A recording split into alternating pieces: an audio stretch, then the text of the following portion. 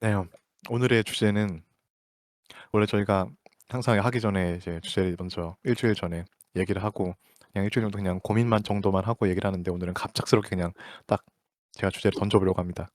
바로 최근에 일어난 캄보디아 납치 사건에 대해서 이야기를 해 보려고 하는데요.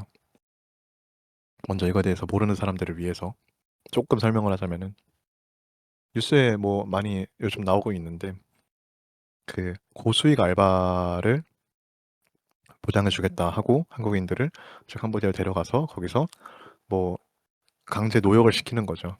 그게 대부분 보이스피싱이거나 뭐 아니면 강제 노역이거나 하는 때리고 맞고 막 하는 그런 뭐 그런 것들이 다행되고 있고 그리고 뭐 아직 정확히 알려진 바도 없고 지금의 뭐 정부의 차원에서 막 뭘 하고 있긴 한데 뭐 그렇다고 합니다. 예. 그래서 여기서 이야기해 볼 것은 무엇이냐 했을 때 제가 얘기해 볼 바는 쪼끔 되게 이 사건이 가지고 있는 굉장히 많은 사회문화적인 것들이 함유되어 있다라고 생각이 들어요. 일단 첫 번째로 생각나는 것 그냥 쭉 얘기를 하자면은 첫 번째로는 국가적인 차원에서 얘기가 드는 겁니다. 왜냐하면은 캄보디아의 그런 어떤 범죄 조직이 굉장히 크고 그리고 국가와도 결탁되어 있다라는 썰이 있는데 그게 비단 캄보디아만의 문제일까라는 일단 의문이 먼저 들고 그거는 비단 한국 캄보디아만의 문제가 아니라 동남아시아의 문제이고 그리고 뭐 나도 뭐 다른 기사로 봤었을 때 남아공도 굉장히 그 보이스피싱이 굉장히 많고 아예 거의 뭐 반국가 사업적인 것으로 막 하는 곳도 많고 그러다 보니까 그 후진국들의 지하 경제에 대한 문제를 이야기할 수 있을 테고 그러다 보니까 그 후진국들이 지하 경제로 가게 된 그 배경이 있을 거란 말이지. 선진국과 후진국 간의 그 차이가 점점 벌어지기 때문에 후진국은 그런 선택을 할 수밖에 없었고 예전 같은 경우에는 마약을 팔거나 아니면은 뭐 유흥 사업을 하거나 하는 걸로 했었다면은 그거에 대해서 한계를 느끼니까 이제 선진국한테 그 손을 뻗어 가지고 보이스피싱을 한다든가 아니면 납치를 한다든가 이런 식으로 변해온 양상이 되었지 않을까. 그러니까 선진국 입장에서는 후진국이 지들끼리 지주고 볶다가 이제 나한테 위협이 되는 정도로 오니까 하여튼 뭐 그런 이 국가적인 차원에서 이해가 될 수 있을 테고 그리고 두 번째로는 문화적인 차원에서 이해가 될 수 있을 것 같은데 캄보디아에 갔던 한국인이 일단 첫째로 우리 범죄도시 2에 보면은 이런 내용이 그대로 나오잖아. 거기 베트남인가 어딘가에 그 한국인 납치해 가지고 거기서 일 시킨다는 그 내용이 그대로 영화에 나오는데 그대로 영화에 나오는데 '왜 지금에서야 공론화가 되는가? 이거 너무 늦은 거 아닌가?'라는 생각이 일단 첫 번째로 들고요. 그리고 또 문화적으로 얘기할 수 있는 것은 그 캄보디아 사람들이 한국인을 이렇게 데려올 때 고수익 일자리를 보장한다는 등 하는 식의 어 굉장히 그 성공 메커니즘을 강조했다라는 거지. 그러니까 옛날에 우리가 아메리카 드림이라고 있었듯이 그런 어떤 드림이라는 것을 국가의 소프트 파워가 아니라 그냥 내 개인의 그냥 성공, 돈에 대한 욕심으로 꼬드긴다라는 그 전략이 굉장히 영리하다는 것이. 음. 그리고 그게 한국인한테 굉장히 잘 먹혀 들어갔던 것 같습니다. 예. 그건 아마 중국인들한테도 잘 먹힐 것 같아 나중에는. 나중에 이렇게 일본을 한국이 따라가고 한국을 중국이 따라가니까 문화적으로. 아무튼 뭐 경제적으로나. 그렇기 때문에 그 국가적인 차원에서 국가의 불평등적인 것의 차원에서 얘기할 수 있을 테고 그리고 두 번째로는 문화적인 차원에서도 얘기할 수 있을 것 같다. 그 캄보디아 자체 안에서도 캄보디아를 일단 예시로 들긴 했지만 뭐 다른 후진국들 사이에서도 마찬가지일 거야. 갑자기 뭐 일확천금이 생긴다라는 그 원하고 싶은 마인드. 그렇기 때문에 그 사람들도 범죄에 빠졌겠지. 어, 그렇게 그렇게 범죄가 많이 이렇게 상황 뭐냐 많이 커지고 했을 텐데 그런 어떤 문화적인 차원에서의 이야기가 될 수 있을 것 같다. 그래서 이 주제를 가져왔습니다. 음,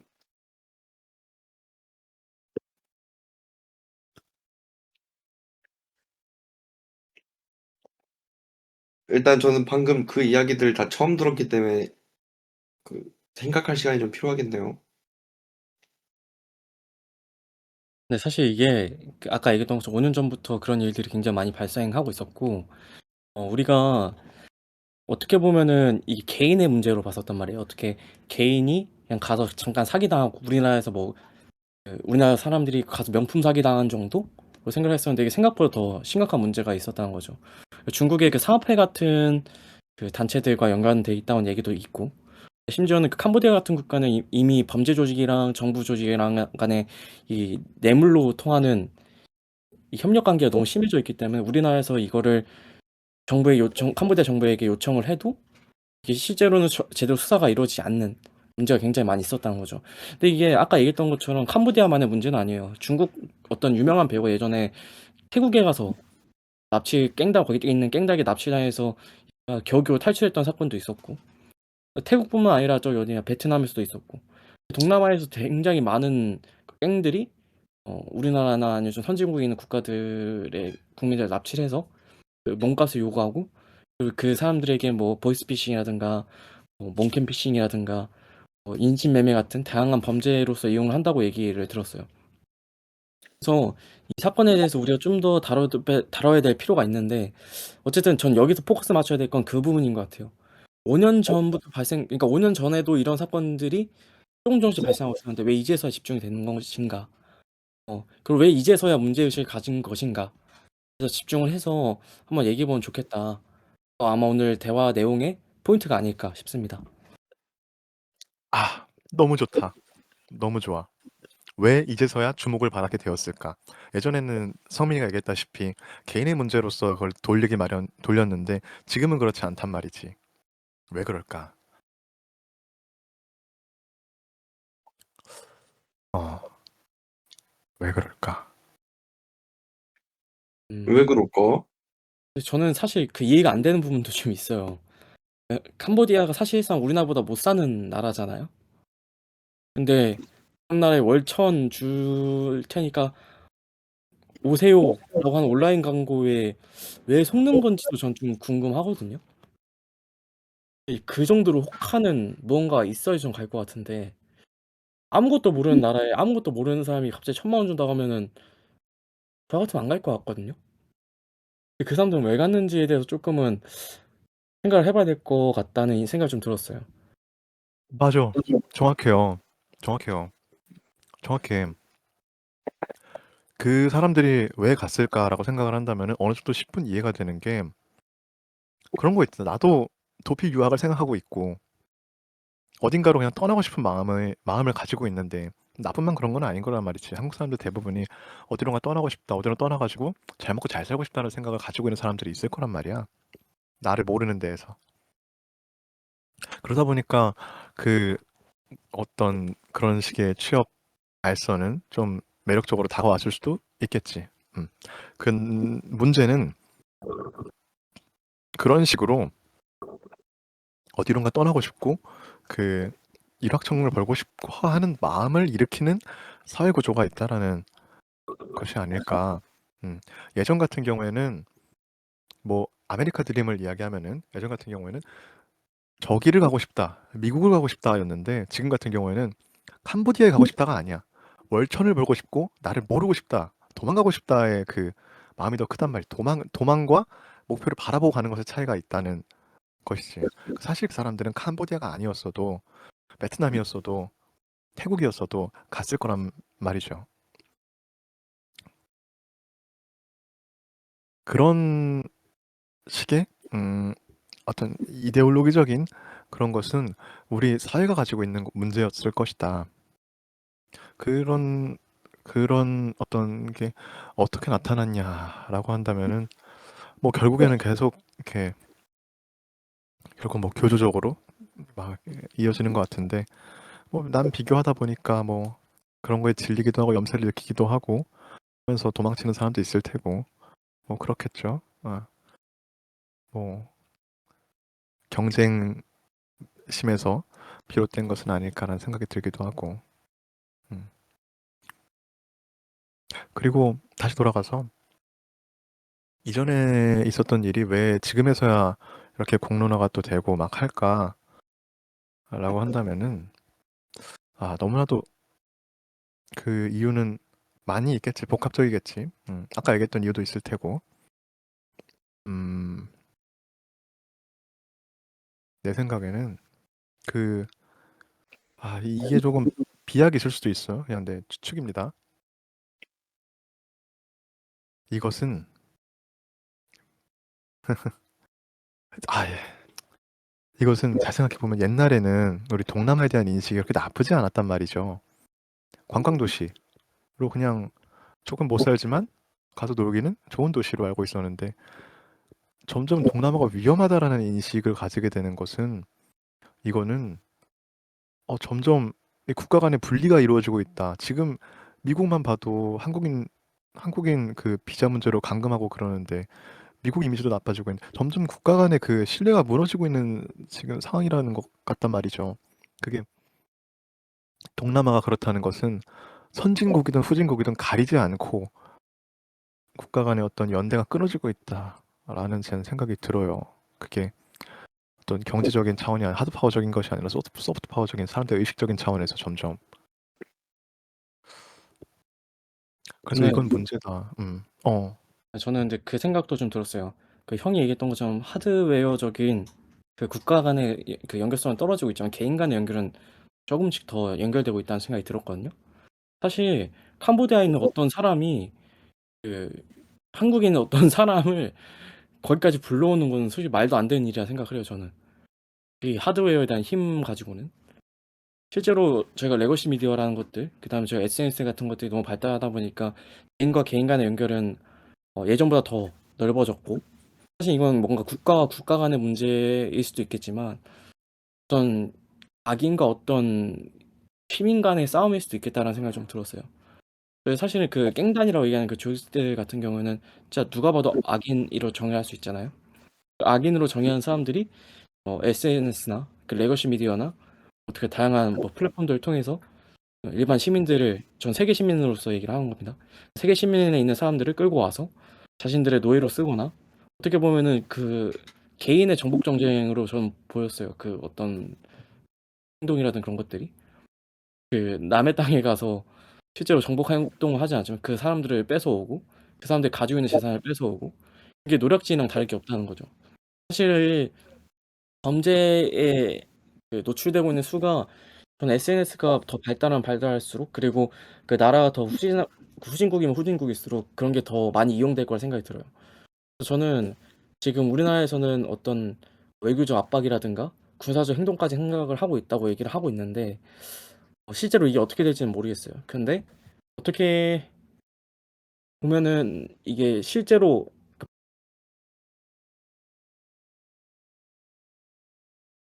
이 지점들 저희가 좀 경계를 해야 되는 게 실제로 전쟁 나면 저희 가야 됩니다. 저희 3명 가야 돼요. 그래서 그 지점들을 조금 한번 생각해 보셨으면 좋겠습니다. 그리고 나는 그냥 이런 생각이 들었어. 좀 더 근본적으로 진짜 솔까말 솔직히 얘기해서 답도 없는 나라들이 너무 많잖아. 후진국 중에. 갱생이 불가능한. 그러니까 일반 개인 시민부터 정부까지 모두가 다 오염되어 가지고 서로가 나아질 생각을 안 하는 구조들. 그냥 당당하게 뒷돈을 받아먹고 당당하게 치안이 당당하게 무너진다는 표현이 이게 맞는 것 같아. 당당하게 무너져 버리는. 사실 선진국이라고 해도 그럴 때도 있어. 예를 들어서 뭐 프랑스 파리나 뭐 스페인이나 이 엄청난 일부 극한의 관광 지역들, 관광 도시들은 소매치기가 너무 많아서 뭐 컨트롤이 안 된다고 하잖아.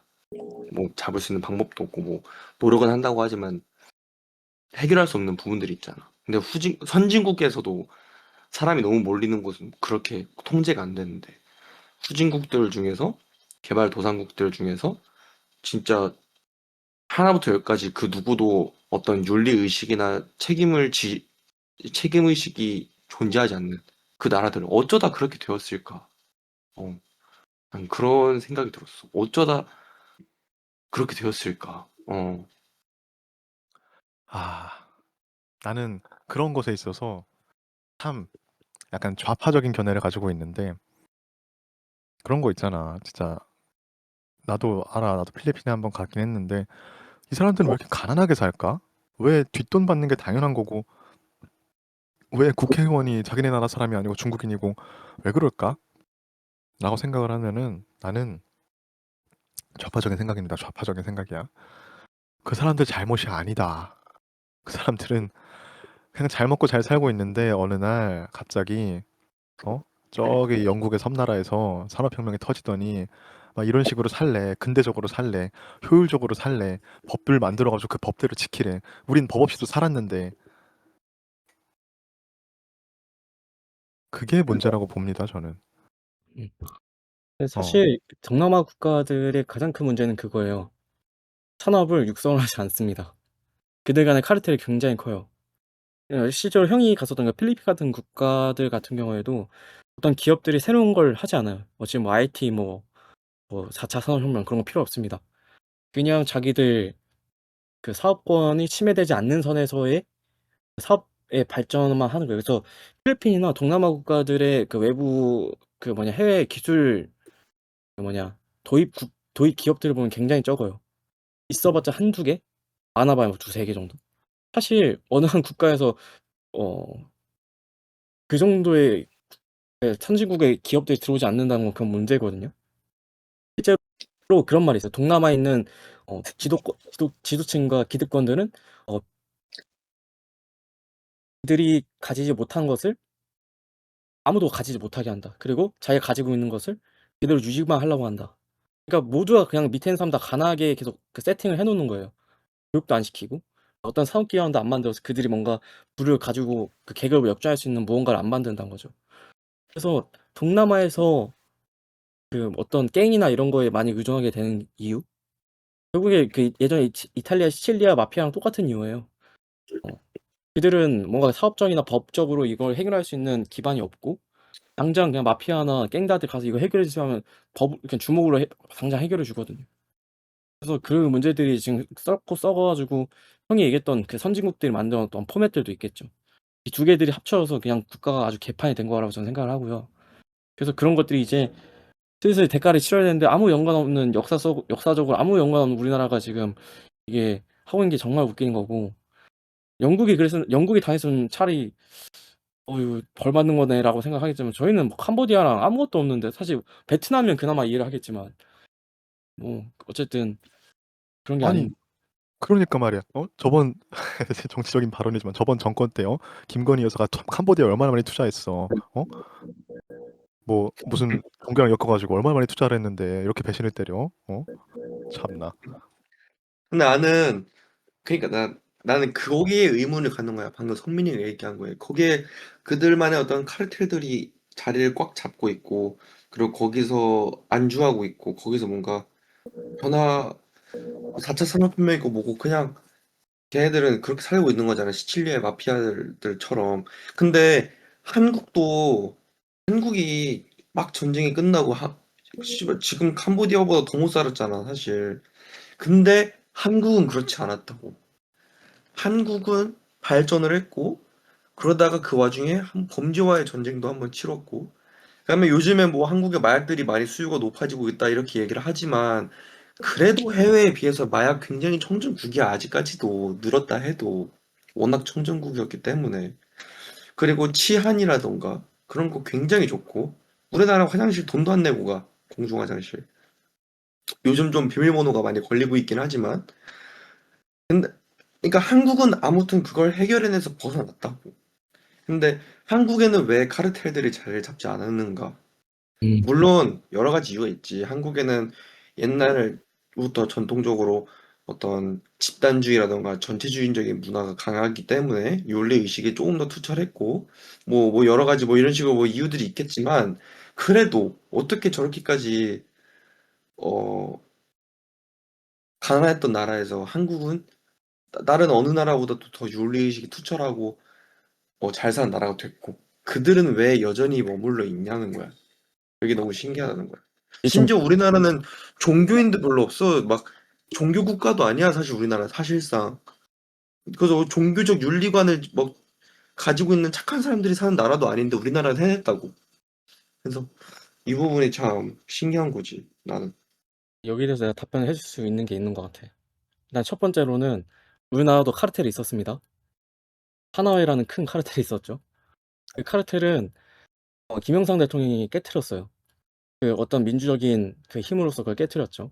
두 번째는 우리나라는 카터 대통령의 영향이 되게 컸어요. 캄보디아나 동남아 국가 같은 경우에는 왕권 국가거나 아니면은 저기 뭐냐 공산주의 국가였어요. 캄보디아도 예전에 킬링필드로 유명했었죠. 그 공산주의 국가들 같은 경우는 카터 대통령이 가장 했던 게 민주주의 국가들의 다양한 설립이었어요. 근데 그 와중에 우리나라는 뭐 군부가 있었지만 그러니까 표면적으로는 민주주의 국가였죠. 그래서 미국의 지원이 계속 들어갔었고 미국의 견제를 계속 받아야 했어요, 군부는. 그래서 심지어는 어떤 말까지 나왔었냐면은 이승만, 박정희 대통령 암살 작전이 있었다라는 이야기까지 들릴 정도로 나는 그런 견제를 많이 받아왔어요. 하지만 공산주의 국가인 뭐 캄보디아나 뭐 베트남도 지금도 공산주의 국가라고 얘기를 하고 있고 왕권 국가인 뭐 태국 뭐 어떻게 미국이 건들겠어요? 못 건들죠. 그래서 우리나라와 그 동남아의 가장 큰 차이는 미국의 견제를 계속 받았다 우리나라는. 심지어는 우리나라는 하나라 카르텔이 있었고 군부가 있었지만 실제로 우리나라가 부패가 2000년대까지 굉장히 심했어요. 2000년대 초반까지 부패가 굉장히 심했고 2010년대부터 노무현 민주정부를 거치면서 지금까지 오면서 사실 지금 우리나라 형태 온 게 불과 20년이 되지 않았습니다. 그래서 어떻게 보면은 그들은 그들이 도움 받을 수 있는 그 국가의 형태가 아니었던 거죠. 동남아 국가들. 그래서 저는 우리나라와 동남아 국가의 가장 큰 차이가 뭐냐라고 두 가지. 민주적인 시민들의 혁명이 없었다. 두 번째, 그 미국의 견제를 제대로 받지 못했다. 두 개가 가장 큰 차이였던 것 같아요. 네. 여기서 저는 좀 다르게 생각을 합니다. 우리나라가 얘기했다시피 동남아랑 달랐던 이유가 무엇이냐? 라고 한다면 나는 계속 얘기할게. 난 좌파적인 생각으로 계속 견지할 거야. 이것은 뭐 옛날에 김대중 전 대통령이랑 뭐 싱가포르 총리랑 딱 만났을 때 싱가포르 총리가 그런 얘기를 했잖아. 우리는 우리만의 아시아만의 민주주의를 이뤄야 된다라고 했었을 때 김대중 대통령이 딱 아니다. 인류 보편의 것을 취해야 된다라고 딱 얘기를 했지만 나는 반대입니다. 나는 싱가포르 총리에 좀 더 맞아. 그들만의 무엇이 있어. 중동도 마찬가지인 것 같아. 중동도 지들끼리 싸움하는데 싸우고 막 난리 아니잖아. 그거 그냥 지들끼리 냅뒀으면 아무 문제 없다. 외세가 침략했기 때문에 문제가 생긴 거다. 그 유럽의 서양 코쟁이들이 침략해서 문제가 생긴 것처럼 동남아시아도 마찬가지고 한국도 마찬가지인 거야. 지금 한국이 뭐 선진국이다라는 것에 대해서 나는 조금 반대합니다. 반대? 아니면 조금 동의하지 않습니다. 그 이유는 한국이 지금 민주적으로 이렇게 잘 성장했다라고 얘기를 하는데 민주적인 성장이 과연 성장일까? 우리의 성장은 그 미국의 성장과 굉장히 다르잖아. 서양의 민주주의랑 동양의 민주주의가 굉장히 다르단 말이죠. 일본, 중국, 한국이 다 다르단 말이야. 그 이유는 서양의 것을 따라갈 때 우리는 서양의 길을 따라가지 않았고 그 군부를 통해서 따라갔기 때문에 다른 양상을 취할 수밖에 없었다. 그리고 군부는 폭력이기 때문에 폭력으로 강제적으로 민주화되었다. 라고 이야기할 수 있을 것 같아요. 조금 도발적이긴 하지만 뭐 크게 보면 그렇죠. 뭐 메이지 유신, 우린 무조건 서양을 따라야 해. 영국을 무조건 따라가야 돼. 독일 무조건 따라가야 돼. 라고 했었고 한국, 박정희 모든 사회에 군대식 문화가 다 자리했었잖아. 그건 지금도 마찬가지인 거고. 그랬었고 중국까지는 내가 정확히 잘 모르겠다. 아무튼 그런 식으로 이룬 지금의 자본주의, 민주주의, 소비, 자유주의인데 그것은 다 어떻게 보면은 폭력적으로 굉장히 이루어진 것이란 말이죠. 그런데 동남아 같은 경우에는 어떠냐? 아니다. 우리 지금 그런 식으로 이루어졌는데 그런 식으로 군부적인 폭력이 이루어질 수 있었던 것 자체가 이거 조금 내가 몰라서 하는 소리긴 한데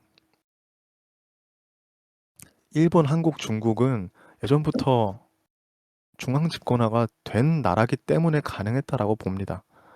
그런 민족성이 있었기 때문에 그런 규율 체제가 사람들한테 내면화될 수 있었다라고 보는데 근데 동남아시아 같은 경우에는 필리핀 같은 경우에 일단 되게 굉장히 섬나라고 그리고 또 베트남 같은 경우에는 굉장히 나라가 길고 그쵸. 동남아시아는 섬이 또 많잖아. 그러다 보니까 중앙 집권화가 과연 잘 되었을까? 안 되었을 거란 말이지. 그런데도 그 어떤 체제나 규율, 효율이라고 하는 근대적인 어떤 개념들이 정착을 하기 위해서는 중앙 집권화가 되어 있었어야 됐는데 거기는 섬나라가 많기 때문에 그게 되기가 과연 쉬웠을까? 게다가 뭐 미얀마 봐봐. 민족이 다 다른데 그 중앙 집권화가 되었을까? 나는 여기에 좀 의심을 가집니다. 그렇기 때문에 그들이 지금까지도 그 후진국이라고 불리는 그리고 개발도상국이라고 불리는 그 오명을 가지고 있는 것은 아닐까? 사실 그들은 그들만의 그들만의 왕권을 유지하고 살면은 더 잘 살 수 있는 것이 아닐까라는 생각을 합니다. 네. 저는 조금 반대해도 될까요? 아이 그럼. 어, 일단은 한국의 민주주의에 대해서 좀 알아봐야 될 것 같은 게, 그 사실 한국의 민주주의는 미국에서 들어온 게 아닙니다. 일본에서 들어온 겁니다. 저희가 아까 얘기했던 그 군대식 문화라고 얘기했던 것들은 그 일본의 메이지 유신에서 가져온 거예요. 이걸 미술 화풍에서도 보면 알 수가 있는데, 그 야수파라는 그 미술 방식이 있어요. 혹시 누구더라? 나혜석이라는 그 미술 작가 알고 계신가요? 우리나라 최초의 여성 작가인데, 그 사람이 미국 그때 당시에 그 유럽에서 야수파라는 그림 방식이 굉장히 유행했었어요. 근데 일본에서 그 방식을 가져왔는데, 이 사람이 일본에서 그걸 배우니까 이게 야수파의 미술 방식이구나 하면서 한국에 와서 이게 야수파의 그 미술 방식입니다 라고 하면서 가져왔던 그 미술 화풍처럼, 민주주의도 마찬가지라는 거죠. 민주주의라는 것 자체가 그때는 뭐 조금 변형된 민주주의였겠지만, 서양을 통해서 일본을 통해서 민주주의가 들어오고, 그래서 통신사를 통해서 그 민주주의라는 걸 배워온 그 조선의 사람들이 이게 민주주의구나라고 했던 것들이 계속 끌고 왔다가, 군부에서 또 사실은 그렇게 크게 변하지 않았다고 생각을 해요. 어쨌든 메이지 유신이라는 것 자체가 조선에 있는 사람들을 통제하기 위해서 군대식 문화에 굉장히 많이 집어넣었거든요.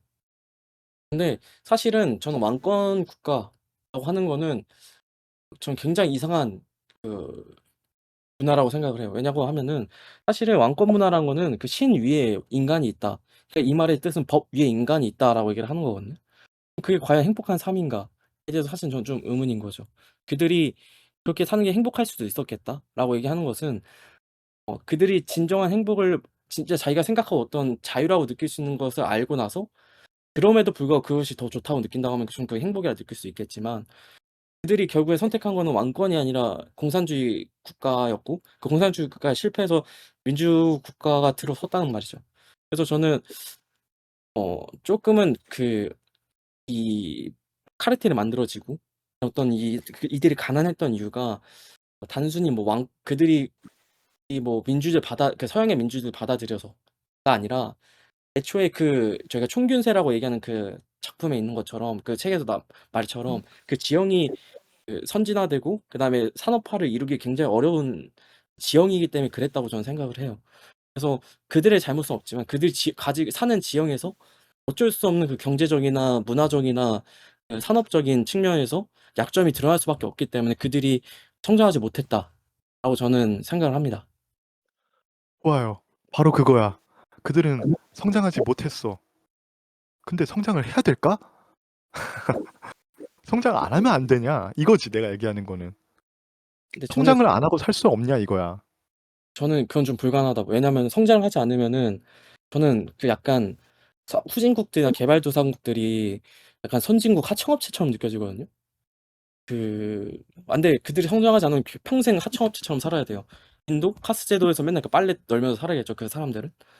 그리고 뭐 캄보디아 사람들 평생 그렇게 한국 사람들 납치해 가면서 깽단으로 살아야 될 거예요. 산업기회만 만들어지지 않으면. 그래서 제가 생각하는 가장 이상적인 방법은 시민혁명으로 지금 있는 기득권들을 무너뜨리고, 혁명을 통해서 그들을 끌어내려야 된다. 그래서 어떤 시민혁명을 통한 그 산업 기반의 전환이 필요하다. 그리고 거기에 대한 선진국들이 도움을 줘야 된다라고 생각합니다. 근데 나는 난 어. 차라리 하청업체로 살면 참 좋겠다는 생각을 하는 거야. 왜냐면 한국도 하청업체였어. 한국의 수많은 만화가들이 뭐 하면서 탄생했냐면, 옛날에 그 애니메이션을 수기로 만들던 시절에 심슨, 24분의 1초 그 한 프레임씩 다 그리고 있었어. 그거 한국에서 하청받았어. 심슨가족 만화 한 장 한 장 다 그리고 있었어. 그리고 독일 광부랑 저기 뭐 간호사 같은 걸로 하청업체 저기 파견 나갔지. 베트남 전쟁까지 파병 나갔지. 그렇게 해서 하청업체로 살아간다는 거 어쨌든 우리가 후진국으로서 개발도상국으로서 어떤 합법적인 내 안에서 이 세계의 윤리 안에서 우리는 성장해 나갔다고. 근데 왜 다른 수많은 동남아 혹은 아프리카의 국가들은 그런 세계 윤리 안에서 후진국으로서 개발도상국으로서 살아가지 않고 왜 자꾸 저기 인터넷으로 치면 다크웹 같은 존재로서 살아가냐 이거야. 왜 자본주의라는 게 지금 세상을 지배하고 있는 이 상황에서 왜 자본주의의 그림자 역할을 자꾸 하냐 이거야 난. 왜 자꾸 납치나 하고 있냐 이거야. 관광을 열심히 발달시켜 걔네들이 가만히만 앉아 있어도 우리가 다 놀러 가주잖아.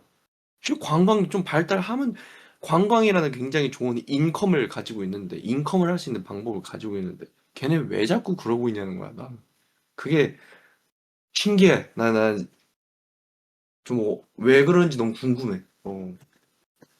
어, 일단은 내가 생각하는 바는 굉장히 급진적인 포스트 식민주의적인 생각이었습니다.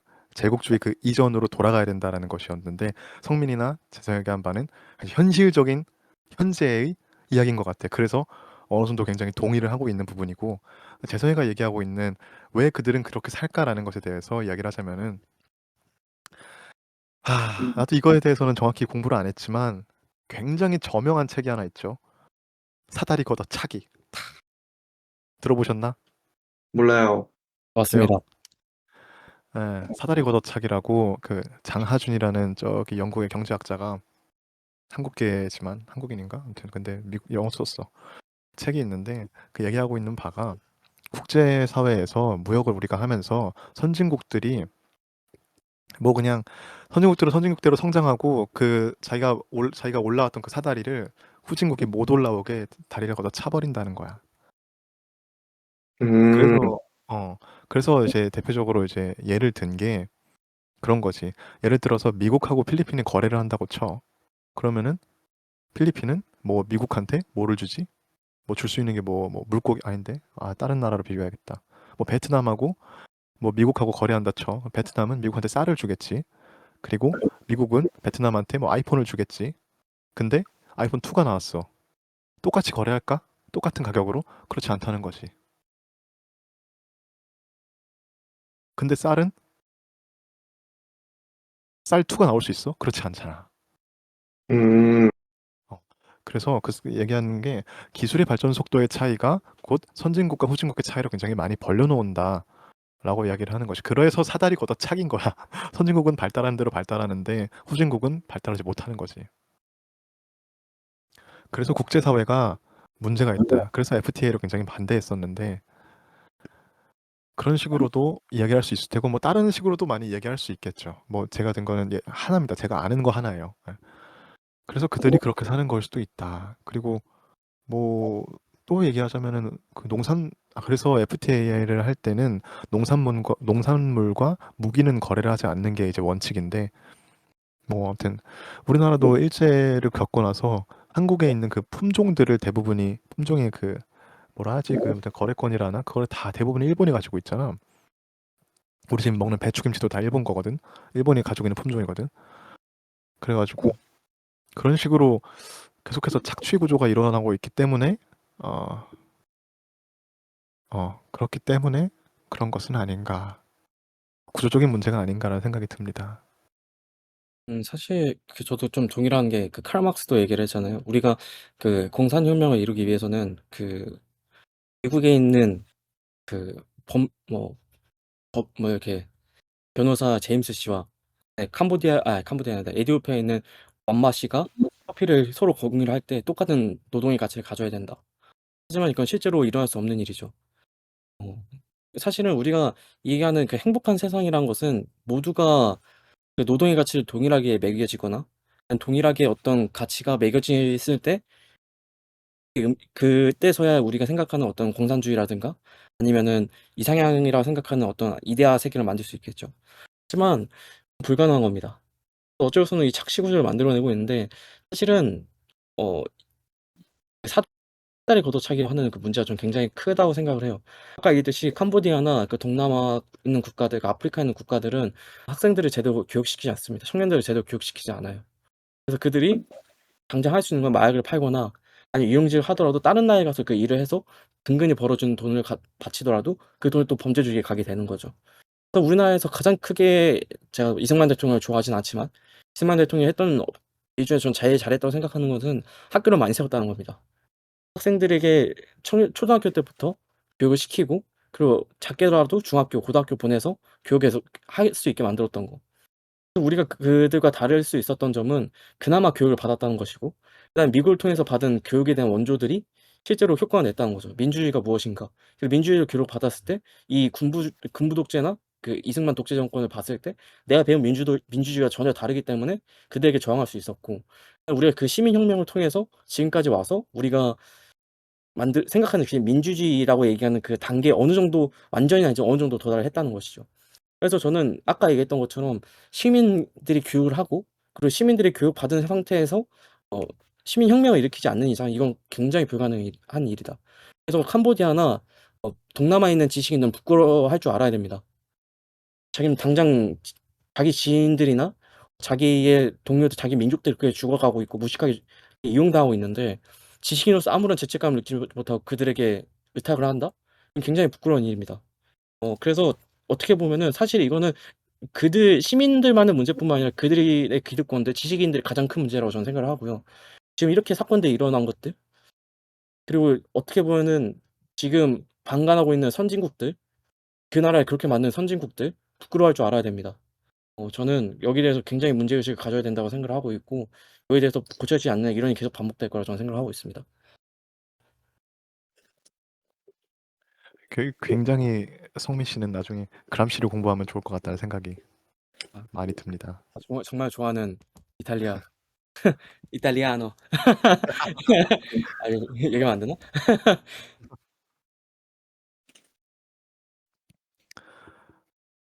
아, 그렇죠. 동의합니다. 뭐 가장 큰 변화를 이룰 수 있는 거는 혁명 아니면 전쟁 두 개 중에 하나겠죠. 근데 혁명보다는 전쟁으로 할 것 같다는 생각이 좀 많이 들어요. 그 어디였더라? 저번에 얘기했던 어디였지? 그 지금 그 디스코드로 총리 뽑고 막 하는 나라 있잖아. 예? 너무 미안. 우리 아니에요? 어? 우리 아니야? 나라가 그럴 리가 없잖아요. 어? 아니 디스코드로 총리 뽑는 나라 있잖아. 그 최근에. 나라 검색 한번 해봐야겠다. 어디였지? 인도네시아인가? 말레이시아인가? 싱크빅인데? 효율적인데? 네팔. 네팔. 맞아, 네팔. 어. 걔 MG네. 힙한데? 아니 그 거기 부정부패 어떻게 하더라고. 거기는 혁명 중이잖아. 그쵸. 거기 혁명 중이었네 생각해보니까. 어. ING 중이셨네 거기는. 그치. 또 거기는 좀 많이 바뀔 것 같다. 근데 거기도 사실은 그 대학생들이 주도했던 혁명이잖아요. 그래서 음. 어떻게 보면은 지금 네팔이 지금 일어났던 혁명들은 어 지금 뭐 동남아에 있는 국가들보다는 최소한 민주주의일 것이다라고 저는 생각을 하고 있고 그래서 선진국들은 구호문품 보낼 게 아니라 거의 교과서를 넣어줘야 됩니다 진짜. 교과서 넣어주고 민주주의란 무엇인가 시민 불복종이 무엇인가를 알려줘야 돼요. 그 나라는 아마 이제 혁명을 성공하고 재건을 할 때 그 노선을 굉장히 그때 진짜 지식인들이 굉장히 중요할 것 같아. 그 재건하는 과정에서.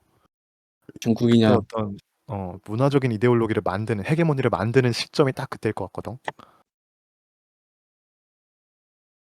음. 성명이 얘기했다시피 우리나라도 어떤 그런 문화적인 이데올로기나 헤게모니라는 거를 딱 전쟁 이후에 그 교육을 통해서 만들 수 있었듯이 그 나라도 이제 그래야 되지 않을까. 뭐 여하튼 그 영상을 봤습니다. 저는 그 캄보디아에서 일하는 사람들 어떻게 맞고 사는지. 음. 아, 물론 이제 뉴스에서 봐가지고 좀 모자이크된 채로 봤는데, 너무 사람으로 안 보고 그냥 정말 가축 취급하던데. 우리 가, 가축도 그런 가축이 없어. 그냥 때려 사람을 이렇게. 팔표를 막 그래? 뚝딱 떼더라고요. 그니까 어떻게 그러지? 어떻게 사람이 사람을 때리지? 그것도 아무 죄책감 없이. 저 심지어 거기서 인신매매도 시키잖아요. 남자가 오면은 거기서 강제노동 시키고 여자들 오면 성매매나 그 뭐지? 무슨 러브피싱 같은 거 시킨다고 얘기를 하던데 와 근데 진짜 얘네들은 사람이 아니다라는 생각은 좀 들긴 했었어요. 아니 어떻게 그럴까? 그러니까 너무해. 이 사람들도 학살의 그 아픔이 있는 국가잖아요. 폭력의 아픔이 있는 국가고 킬링 필드 하면서 그런 것들은 금방 잊어버리고 그냥 단순히 범죄자로 그냥 넘어간다는 것 자체 그리고 사람을 아무렇지 않게 때린다는 것 자체가 모르겠습니다. 참 안타까운 현실입니다. 그러면 뭐 슬슬 마무리할까요? 그럽시다. 네. 뭐 저부터 이야기를 하자면은 아이고 참 안타까운 사건이 일어났어요. 그게 옛날부터 있었는데 다시 이제 뭐 국가적인 차원으로 주목받고 있고 잘 해결됐으면 좋겠습니다. 정말 잘 해결됐으면 좋겠어. 그 그게 어렵나? 그냥 뭐 초등학교 때 그냥 둘이 싸우면은 선생님들 둘이 모여가지고 서로 미안해 미안해 하면 되는 건데 그게 어렵나? 걔는 또 왜 그런데 참. 아, 뭐 무슨 말을 해야 될지 잘 모르겠다. 뭐 말한다 해서 될 것도 아니고. 뭐 여하튼 내가 생각하는 거는 그 사건이 있고 그 사건을 하나의 현상으로 봤었을 때 어떤 많은 다른 일들의 그 엮임이 있었다라는 거를 음. 생각해보면 좋을 것 같다. 이상. 제가 할게요. 우리가 생각을 했을 때 우리가 지금 뭐 게임과의 전쟁 그리고 어떤 그 범죄와의 전쟁으로 생각할 수도 있겠지만 어떻게 보면 우리가 세계 시민으로서 그들에게 관심을 가져야 될 필요도 있다. 그러니까 우리가 그들이 그 뭔가 이런 게임 활동을 하거나 이런 것들을 한다는 것 자체가 옹호할 생각도 없고 그들은 전 처벌받아야 된다고 생각하지만 그 다음 세대들은 그러지 않아야 되기 때문에 우리 선진국이나 아니면은 거기는 생각 있는 지식인들이 가서 그들이 그러지 않도록 교육해야 되고 산업 기반을 만들어줘야 된다고 생각을 합니다. 언제까지 개발도상국이나 후진국이 선진국의 하청처럼 살아가면 안 된다고 저는 생각을 하고요. 어쨌든 저는 세계 시민으로서 살아가는 것 자체가 행복하기 위해 살아가는 거잖아요. 어떤 그 국가를 위해서 살아가는 것이 아니라. 그래서 그들이 최소한의 삶을 영위하면서 어, 어떤 범죄나 자신을 파괴하는 그런 행동을 하지 않으면서 다 살아갈 수 있는 그런 국가가 될 수 있었으면 좋겠습니다. 네, 저도 여기서 진짜 뭐 캄보디아의 뭐 잘잘못을 따지고 뭐 캄보디아에 강력한 처벌을 내리고 뭐 규제를 하고 해서 해도 그 의미가 없다고 봐요. 왜냐면 캄보디아에서 뭐 혹은 캄보디아뿐만 아니라 여러 후진국들에서 아프리카 나라들에서 그러고 있는 게 되게 미개하잖아요, 사실. 근데 우리 그렇게 미개하다고 느낄 수 있는 이유도 우리는 태어나서 똑바로 된 가정에서 가정교육을 받고 자랐고 학교를 다녔고 학교에서 사회망을 형성했고 이후에 사회로 진출해서 삶을 살아가고 있기 때문이에요. 근데 그 나라에는 그런 게 하나도 없어. 그냥 무슨 짐승 아래에서 큰 사람들인 거기 때문에 사실상 짐승 아래에서 사람이 키우면 더 큰 짐승이 태어나는 것뿐이지. 그래서 이제는 그들을 좀 사람답게 살아갈 수 있는 어, 환경이 빨리 조성되어야 할 텐데 똑바로 된 교육을 받고 똑바로 된 가치관이 형성되어야 할 텐데 그렇지 않으면 이거는 무한히 반복될 것 같다는 생각이 듭니다. 그래서 그 부분이 가장 좀 우려되는 부분이네요. 그럼 오늘 여기까지. 여기까지.